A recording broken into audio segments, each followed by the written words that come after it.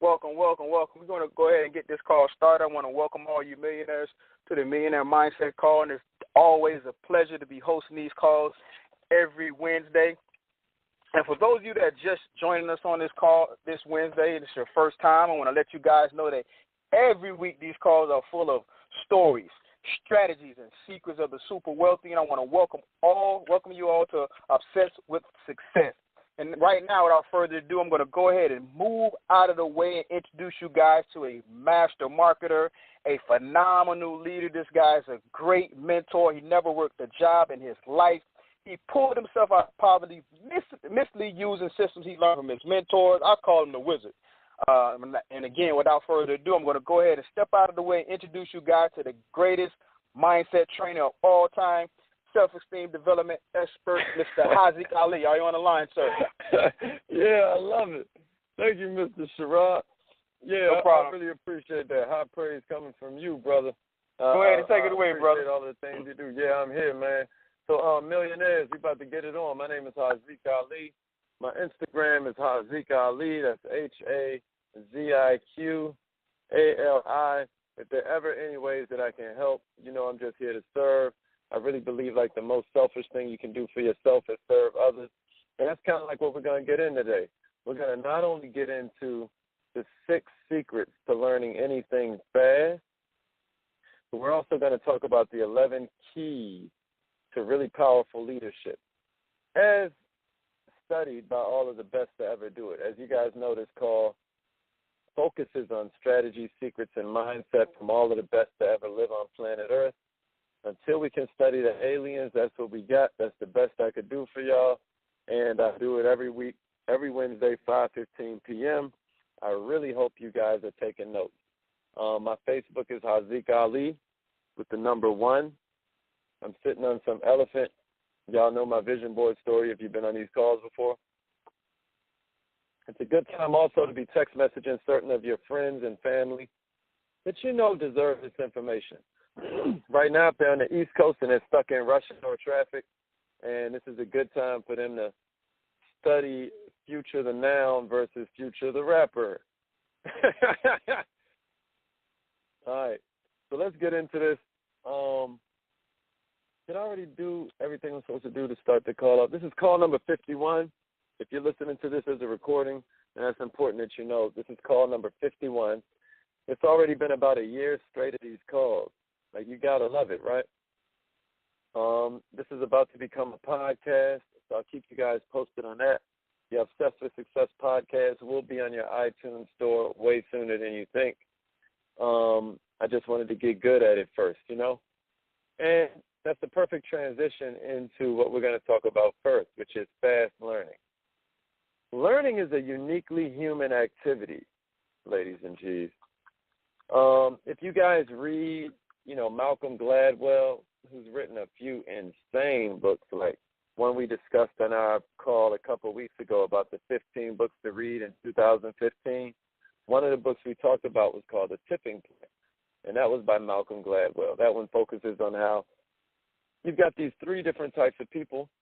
You know, some are salesmen, some are mavens, which are experts in some one simple subject, and then you got connectors. I think we talked a little bit about how Paul Revere was a connector, and that's why when he said the British are coming, somebody gave a darn, versus a guy that did it about 4 or 5 days before that, and people ignored him like he was some kind of crackpot. Because Paul Revere was what's called a connector, he was a member of the Rotary Club.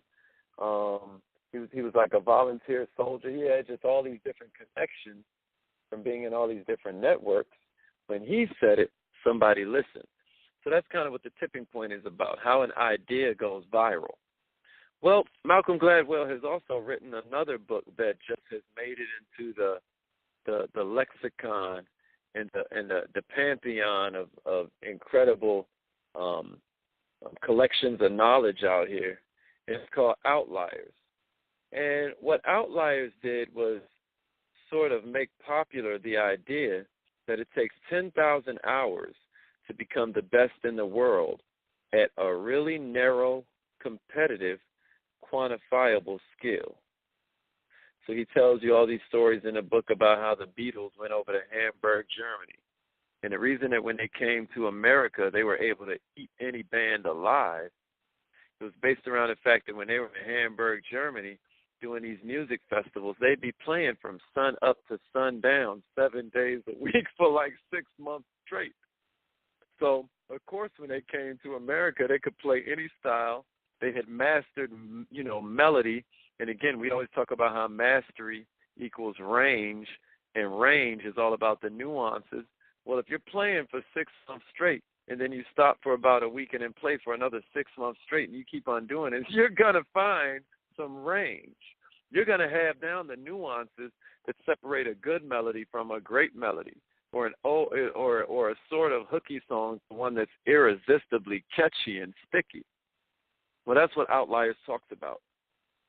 Literally example after example, like the Beatles, where they came up with this figure that it takes 10,000 hours to become a master at a really narrow, competitive, quantifiable skill. But something weird has happened along the way. 10,000 hours to master became 10,000 hours to be an expert.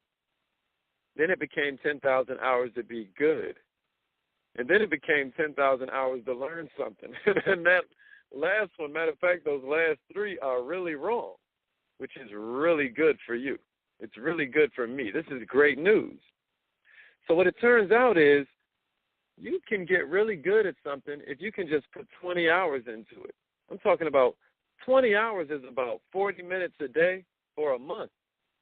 You can get really good. So what we're going to do is break down the 6 keys to getting really good at something, which is definitely different from being great, but it's also a lot different from sucking at it. So what are these 6 keys? Let's go through them. The first one is your why. Isn't it funny how it always starts with the why? If you want to get really good at something, you're going to need a why.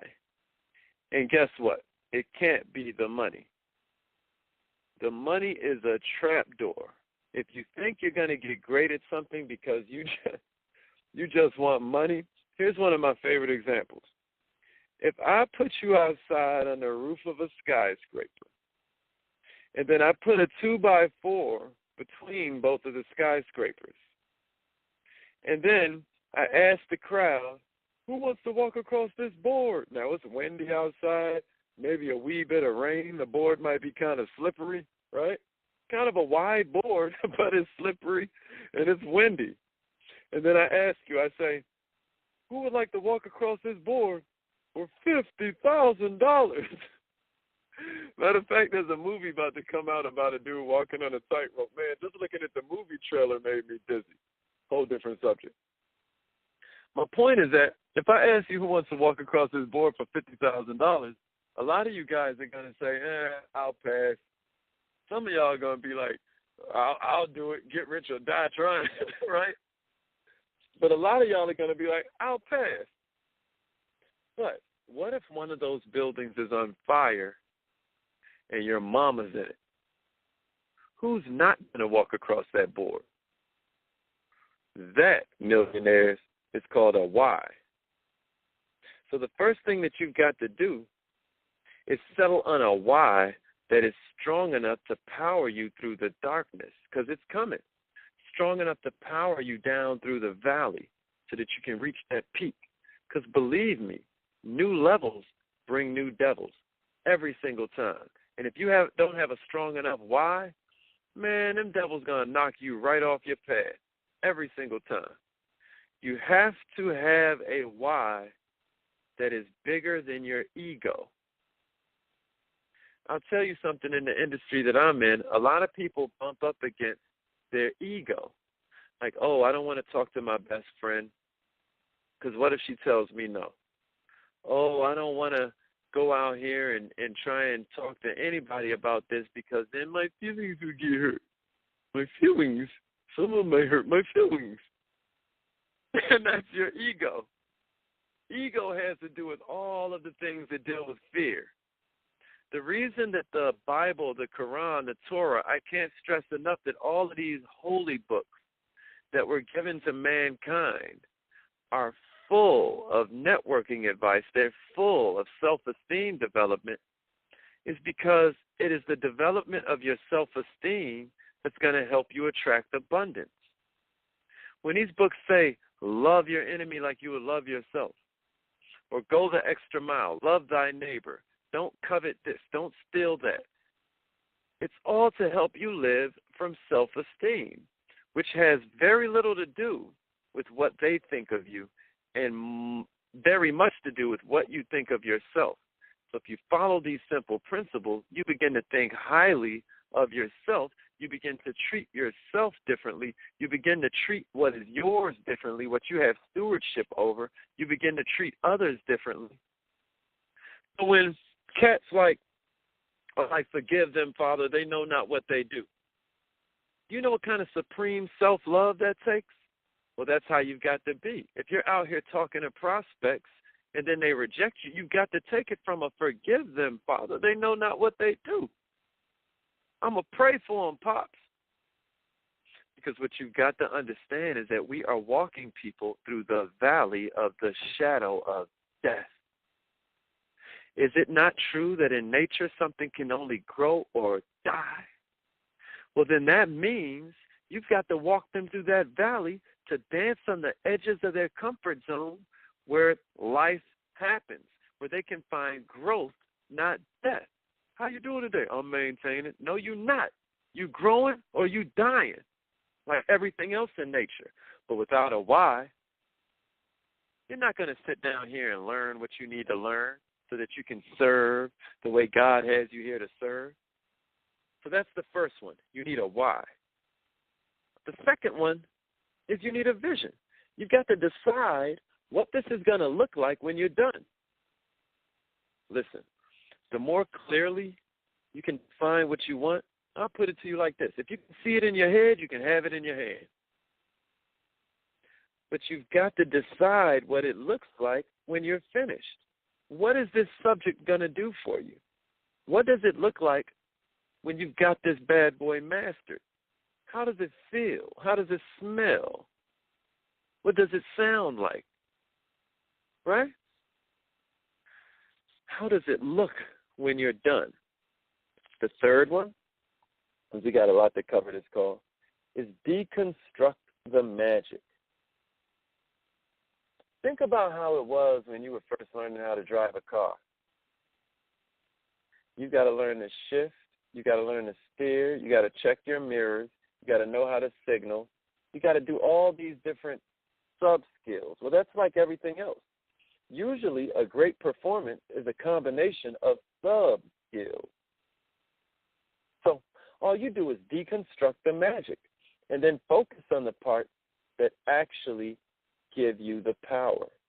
The only reason you don't notice everything you're doing when you're driving now is because you have managed to clump them together.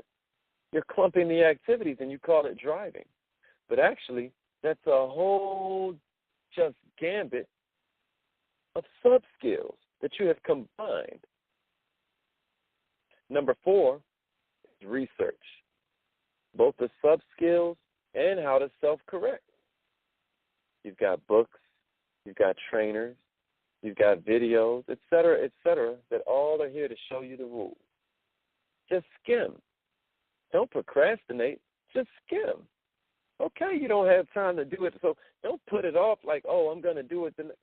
Listen, 20 hours equals 40 minutes a day for a month. It is so important that you realize that it is about stuffing yourself into Traffic University. Stop wasting these valuable moments you can never get back. I know sometimes music is good for creating state change. I'm an artist. I have my own Pandora station. Of course I'm not against you being in the music. But the point is, use your time valuably. Make sure that you are investing your time, not just spending your time. So use your time to research. Identify repeatables. When you're doing your research, certain points are going to keep on popping up. Like there's got to be a reason, no matter what you're talking about in that journey to success. Why is always the first step. There's got to be a reason to that. So again, identify the repeatables, because truth always repeats itself. Number 5 is what I call say bye. Build your own environment. Build an environment for yourself that makes it easy for you to focus. One of my favorite questions I always ask people when I'm doing presentations or when I'm trying to explain people how culture is so important for their life, how environment is stronger than willpower. I always ask them, right, and I kind of gave away the answer, but if I were to ask you, or if you were to ask someone that you needed to explain this concept to about how they're supposed to suck it first, it's okay. Let's say you need to explain that to somebody. Here's how I suggest you explain that to someone, a student of yours, someone that you're training. I suggest you remind them about when a child first learned how to walk. Why is it when that child still has a soft spot on the top of its head, its bones are the most fragile that a bone could, it's like you can't get more, you're still a baby. Why doesn't that baby give up when it's learning how to walk and going through this much pain? Why doesn't the baby give up? Millionaires, the baby doesn't give up because everywhere it looks, people are walking. So when it takes that step and bow, falls to the left, takes another step, bow, falls to the right, the reason that keeps it going is that environment is stronger than willpower. Yeah, the baby wants to give up, but it almost can't because it sees everybody else walking. It's like, this is what we do. We walk. Now, the problem for a lot of you guys that haven't built your own environment is that walking for you might be working at this job that you hate. Walking for you might be struggling through relationship after relationship. Walking for you might be never having any money in the bank. This is what people around you do. They walk. This is what we do. We walk. What I'm humbly suggesting is that you change your life by changing your environment. Millionaires, you got to change your friends or change your friends. So that's number 5. Number 6, pre-commit. Pre-commit. Make it intimate. The fact that every master starts off a disaster. 2 different steps is that 1, you want to check yourself. Like, what exactly are you expecting to do by when? Pre-commit to the fact that you're going to have to, when the Wright brothers were out there at Kitty Hawk and trying to figure out how they were going to make this thing fly, they're nothing but bicycle mechanics, right? When they're out there trying to figure out how they're going to do the first manned flight, they would bring 5 sets of tools outside so that they have enough equipment to crash those 5 times. They were pre-committed. This is what guarantees that you're going to get through the growing pain and the frustration. Step number 7, this is just a little bonus because it's all about under-promising and over-delivering, right? Step number 7 is all about the fact that motor skill research, let's just say you're trying to learn how to play a new instrument, or you're trying to learn, for a speech or a presentation you have to give. Well, motor skill research says that if you practice before you sleep, you learn and consolidate the information X% faster.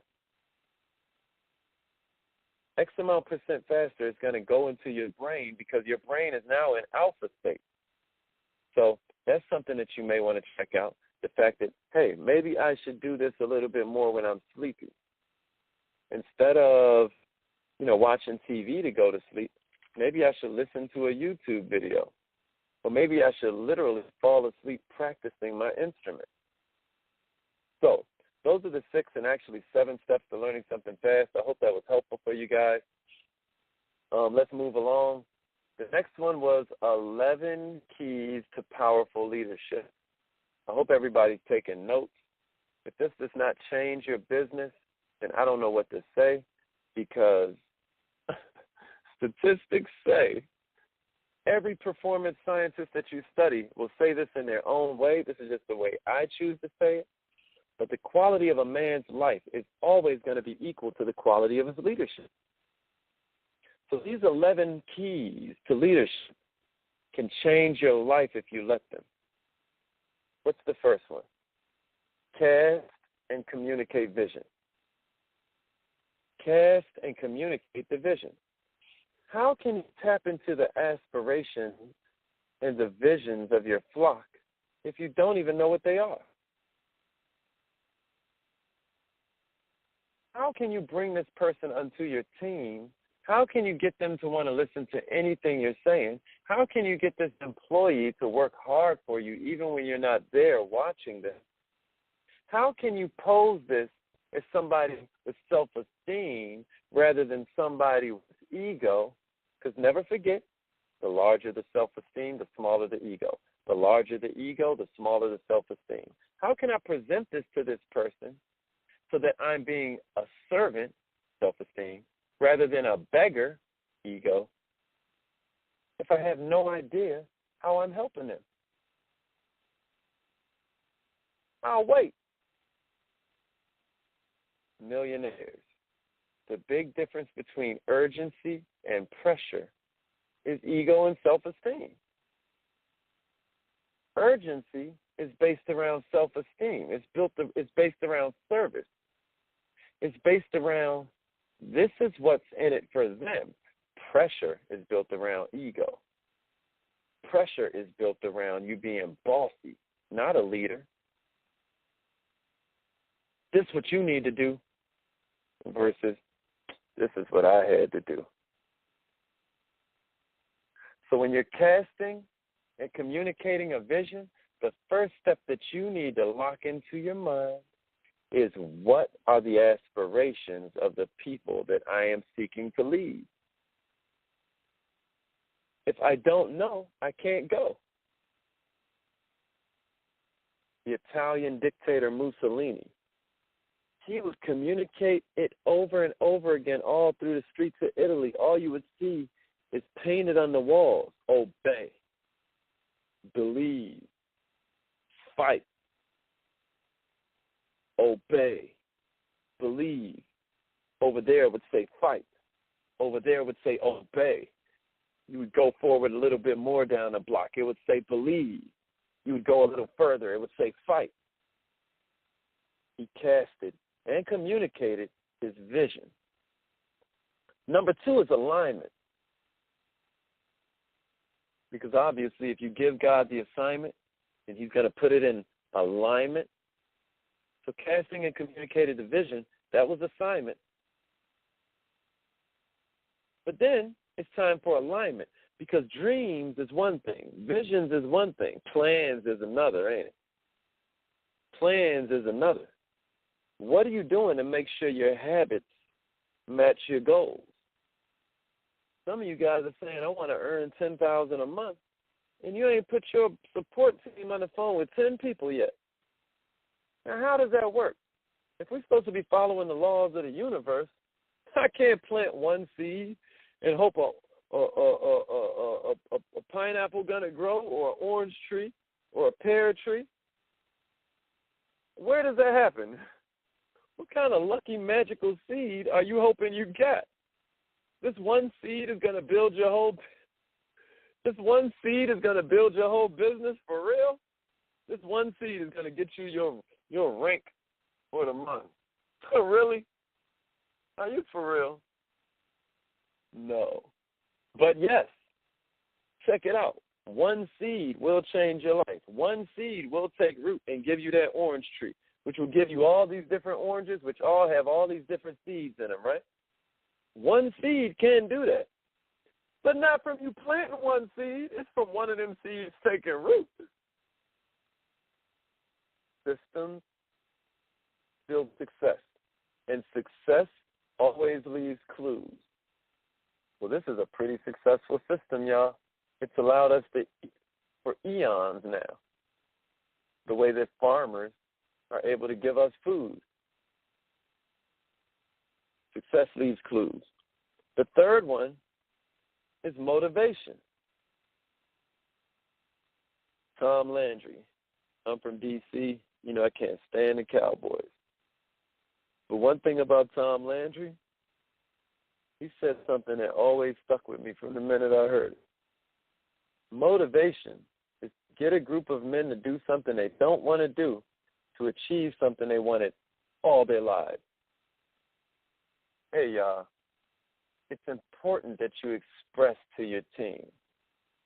Didn't nobody join the NFL for the 100% injury rate? Ain't no lady practicing ballet because she wants her feet to look like hammer time. This is just the part that you don't focus on, right? So when somebody says to me, oh, I don't think it's for me. I don't think it's for me. It ain't for me neither. This ain't what I'm in it for.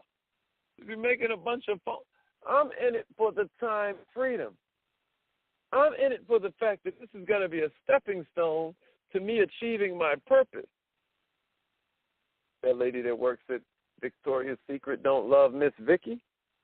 The man that works at Walmart is not necessarily in love with making Sam Walton's great-great-great-great-great-great-great-great-great-great-grandchildren filthy rich.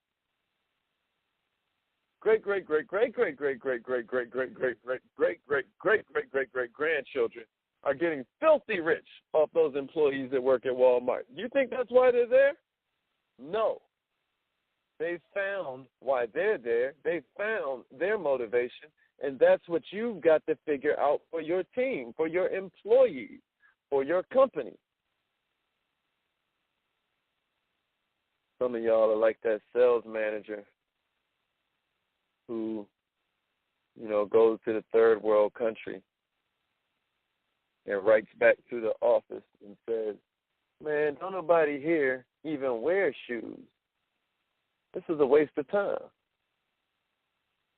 Versus being like the other sales manager who's like, they don't even wear shoes here. Send me everything you got. One of them is thinking like a worker, and one of them is thinking like a leader. But it's all down to your motivation, isn't it? Step number 4, select and develop personnel. Select and develop personnel. It's super important, y'all. I was taught by one of my mentors that it breaks down to red, greens, and blues.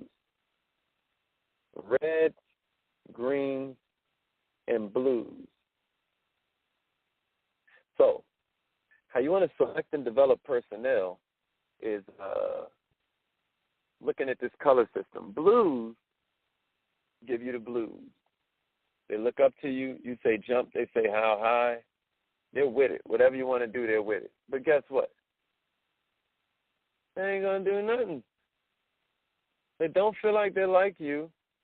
That's why they look up to you. They think that you're something special that they could never achieve. So your whole goal with blues has to be to transform them into greens and then red. You've got to perform alchemy of a sort.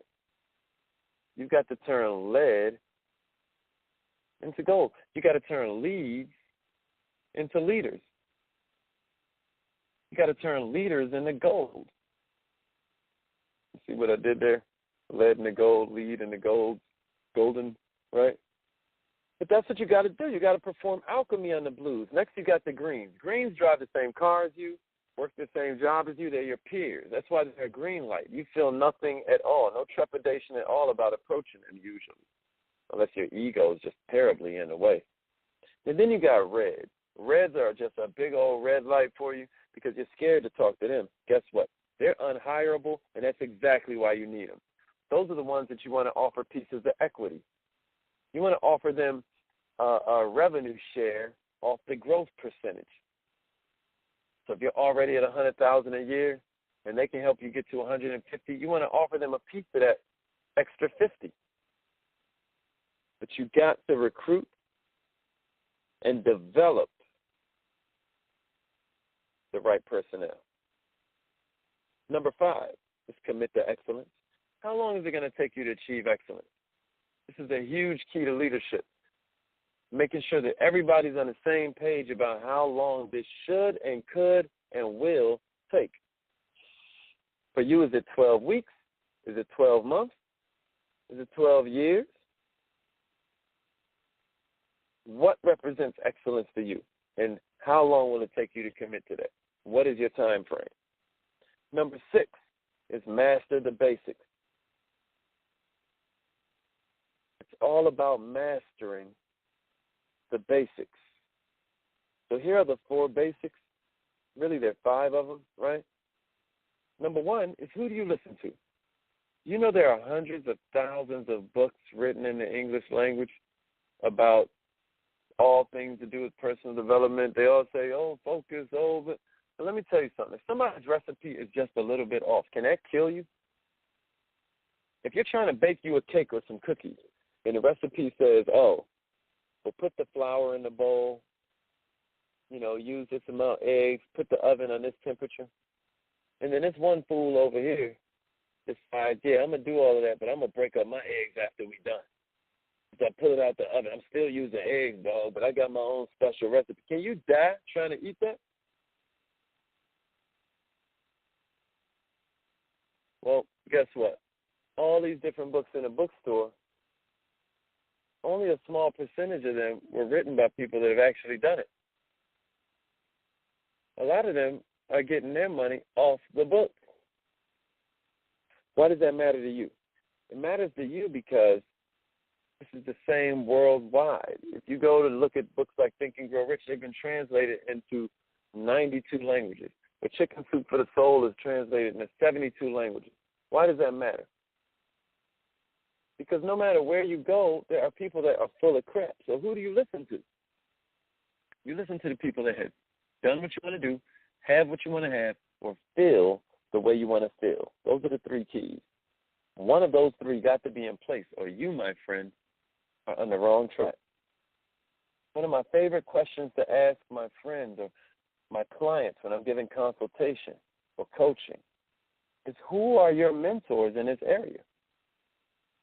Earlier today, I was helping my friend out, and one of her friends was on the phone, and that's one of the first questions I asked, because some of her concepts were just seeming a wee bit off. It's kind of like the whole world is like this big social media thing, right? Where you just see everybody's a guru. Like on this one lady's Instagram page, she was like, you got to prepare for a decision. That's so false. You don't prepare. Man, it's so much of this crap out there. You ain't got to prepare for no decision. Decisions are instantaneous. I do. I quit. Never again. It's a decision. It changes the rest of your life. You don't. My point being, you want to make sure that you know who you're listening to. The second is the 4 steps to learning. The 4 steps to learning. A lot of you guys know Maslow's hierarchy of needs, which starts off with food, clothing, and shelter, and then ends with self-actualization at the top of that pyramid. Well, Maslow also has something else. It's the 4 steps to learning that are incredible. So the first is kind of what we discussed in the 6 steps to learning, unconscious incompetence. You don't even know what you don't know. You know, like about last year, maybe like 15 months ago, something like that, they discovered a whole new genus in the water. As in monkeys and man are kind of like all in this sapien kind of thing. But then there's whole other like arthropods, things with 8 legs. Then you got things with 6 legs. These are all different types of. They found a whole new genus in the water.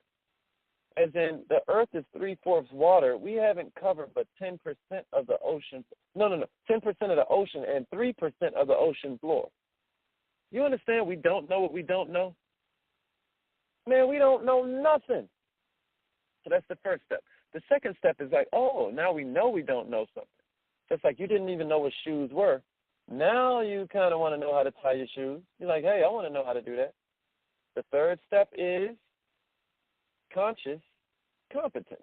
Like, oh, I tie my shoe by making this loop-de-loop. And then I go through I chase the fox through the hole, however you would talk. That's the next step, right? And then the fourth step is unconscious competence. How you drove home, you were talking on the phone to your buddy, you stopped for that little kid that ran in the street, you did all of these other things, and you don't remember none of it because you were on autopilot. So they call that unconscious competence. So those are the 4 steps to learning. The third basic is the training balance scale. Training balance scale is all about the fact that, like, yo, you just need to focus with your eyes on the prize. Just keep your eyes on the prize. Have you ever balanced a broom in the palm of your hand or a baseball bat? If you look at the top of the broom, you're going to keep that broom going. Magically, your body's going to keep that top of that broom in the air. Just magically. But the minute you look at how you're doing it, a.k.a. your hand, that broom or that baseball bat is going to fall to the ground automatically. That's your life in a nutshell. Don't focus on the how. Peter walked on water too until he lost faith. Get out the boat and walk. I always say it. You can bring a man to water, but you can't make him walk on it. And then the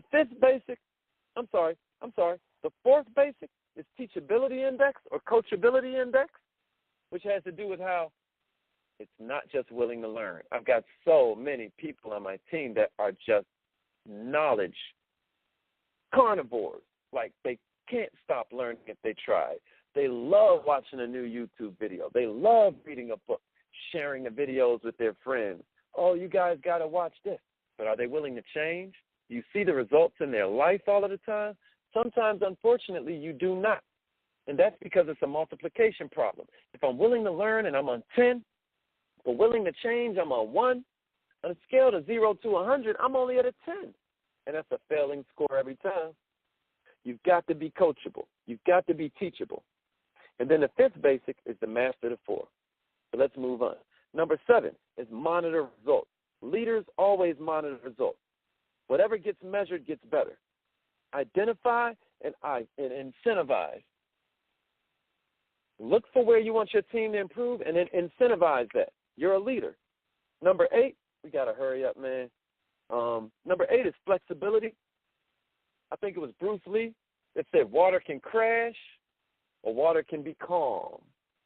Water can fill a vase or water can fill a bowl. You want to be like water. Be flexible. If it's broke, fix it. Number 9 is love your team. You can tell a real leader because they say things like, I'd be nothing without my people. That's self-esteem, though, not ego. Love is the key. It's invisible, but it's powerful. What's a higher frequency, y'all? Love or fear? There are certain genomes, there are certain parts of our DNA that we can't even click on anymore because we're being so bombarded by fear. If only we would understand that love is the key. That's why you better cut off CNN, which stands for constant negative news. Number 10, play together. My company has a big old conference coming up February 6th through the 8th. If you think we ain't going bowling after some of them nights, if you think we ain't about to go play laser tag and Dave and Buster's, my team already know what it is. You got to play together to stay together. And number 11 is lead from the front. The first 4 letters in the word leader are lead. Some of you guys are waiting on people to join your bandwagon and you ain't even built one yet. Better stop playing. Lead from the front. So that's it. If anybody has, I hope you guys enjoyed this call today. Again, my name is Haziq Ali. My Instagram is Haziq Ali. My Facebook is Haziq Ali. My Pandora station is Haziq Ali, if you're noticing a pattern here. But if anybody has any comments or questions, you can push *6 and unmute yourself. And I'd love to hear from you. Say your name, where you're from, and then we'll get to it.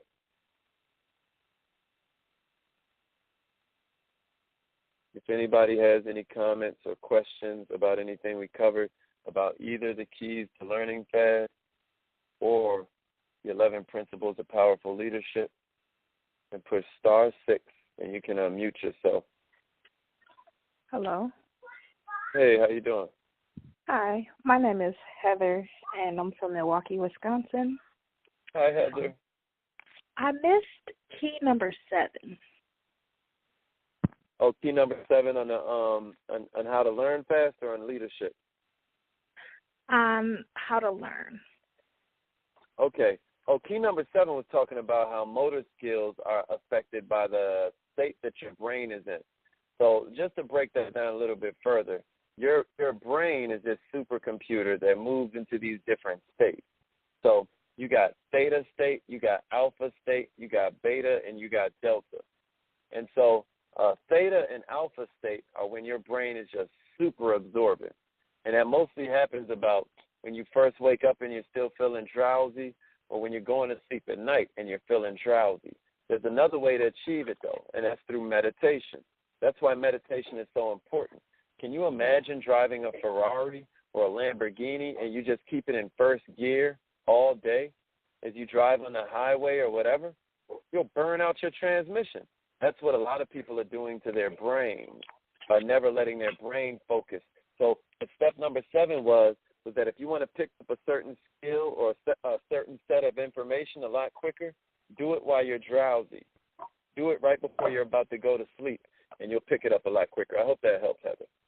Definitely. Thank you. Thank you for being here. Next week, put a bunch of people on the call, right? Definitely. That's what's up. Does anybody else have anything? What'd you say? I said, I appreciate you. Oh, I appreciate you for being here. Definitely. Love you all. Any other millionaires got comments or questions?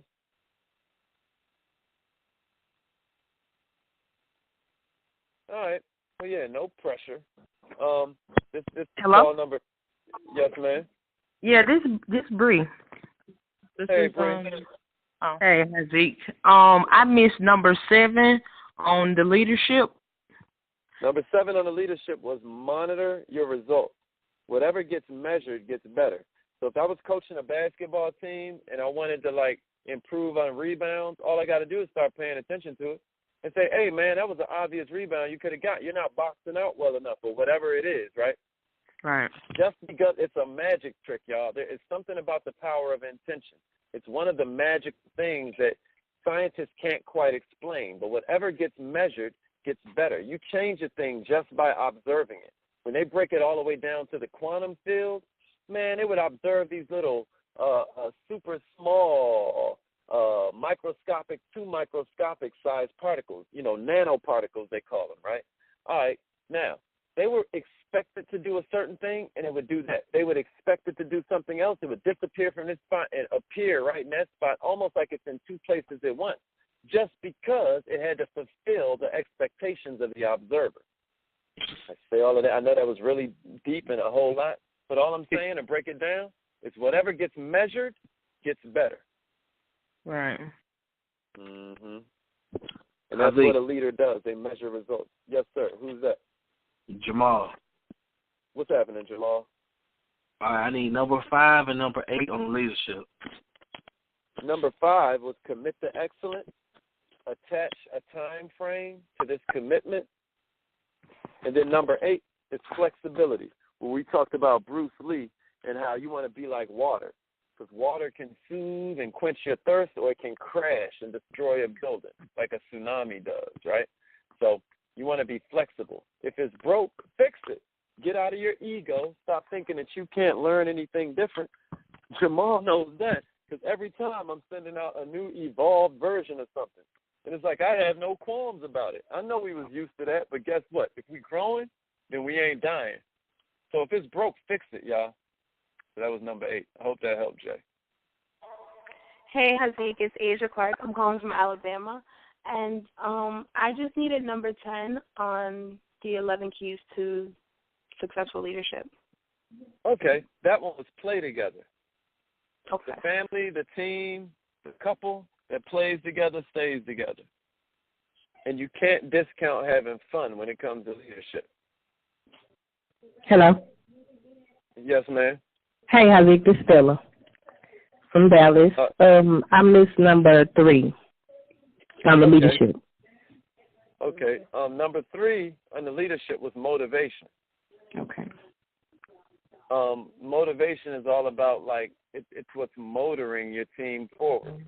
You know, to be a good leader, you've got to be able to get a group of men or women to do something they don't want to do in order to achieve something they have wanted all their lives.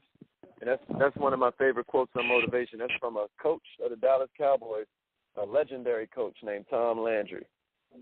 And he defines motivation as getting a group of people to do something they don't want to do in order to have something they've wanted all their lives. They want nothing more than this thing at the end. But, you know, you got to get them to do what they don't want to do first. Don't nobody join the Marines because they love push-ups. They join the Marines because they fighting for freedom. They fighting for you know what I mean, a higher ideal. But that's like us. We fighting for freedom out here. So that means you're going to have to do some push-ups, but that ain't why we're doing it. Right. Okay, thank you. No problem. I hope that helped. Yes. Okay. Does anybody else have anything? Okay, well, I will see you guys next week. Mr. Sherrod, I guess you can shut off the recording. I love you all, millionaires. Remember, change your friends or change your friends, because not everybody's going to get rich, but anybody can get rich. I'll see y'all in a week.